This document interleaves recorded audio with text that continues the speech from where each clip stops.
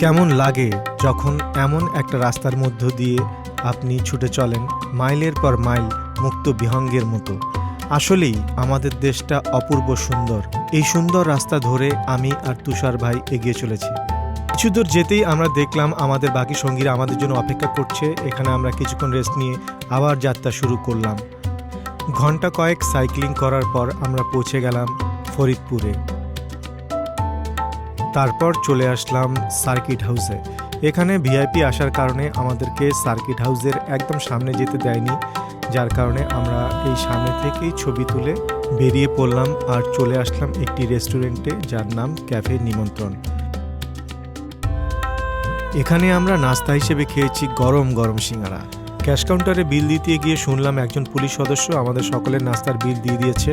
এখন আমরা যাচ্ছি গোলাপপুর ঘাটের দিকে, সেখানে আমরা পদ্মা নদী পার হব।